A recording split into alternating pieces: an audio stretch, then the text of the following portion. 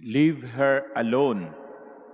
Let her keep this for the day of my burial. You always have the poor with you, but you do not always have me. My dear brothers and sisters, good afternoon and welcome to the Manila Cathedral. I chose this response of Jesus as the point of our reflection because this can easily be misunderstood. Baka isipin natin, wala bang malasakit ang Panginoon sa mga mahihirap? Meron. Kaya nga ginugol niya ang kanyang panahon, yung 3 taon ng kanyang pangangaral, yung 3 taon ng kanyang mga paggawa, para itaas ang mga mahihirap. Merong malasakit ang Panginoon sa mga mahihirap na anupat sinabi niya sa simula ng kanyang pangangaral na siya'y naparito upang ihatid ang mabuting balita sa mga mahihirap. So sa makatwid, hindi natin masasabing walang malasakit ang Panginoon. Kaya lang niya to binanggit ay sapagkat ayaw niyang isang tabi ang ginagawang pagsamba ni Maria, kapatid ni Marta at Lazaro.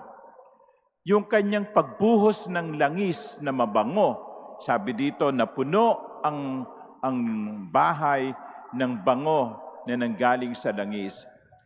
Ang lahat ng ito'y ginawa niya, pati ang pagpapahid at pagpapatuyo ng kanyang paa sa pamamagitan ng buhok ni Maria, ito'y ginawa niya bilang pagsamba. It was an act of worship on the part of Mary, the pouring of fragrant oil, the drying of his feet with her hair.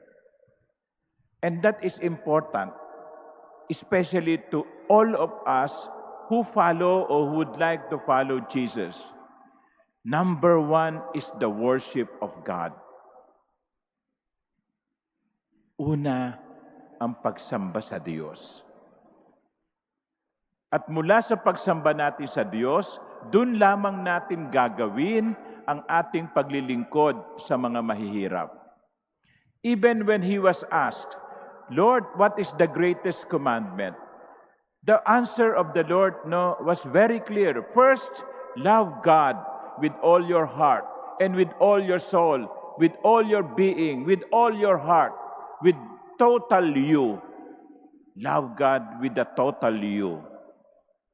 And second is this, love your neighbor as yourself.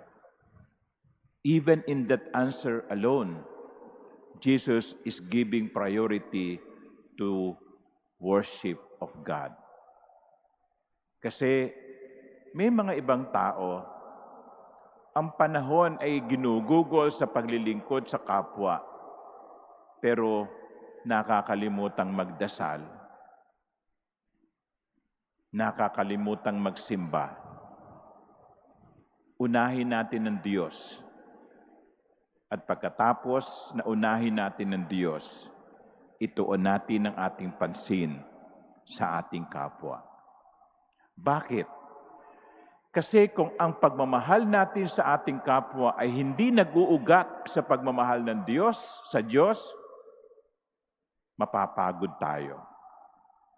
Magsasawa tayo. Hihinto tayo.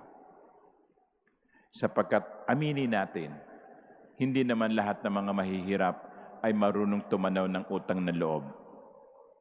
Minsan nga, tinutulungan mo na, pipintasan pa ang ibinibigay mo. Ito lang, no? Ang dami-dami niyong pera eh. Ito lang ang binigay niyo sa akin. It can be tiring sometimes. It is not easy to love our brothers and sisters.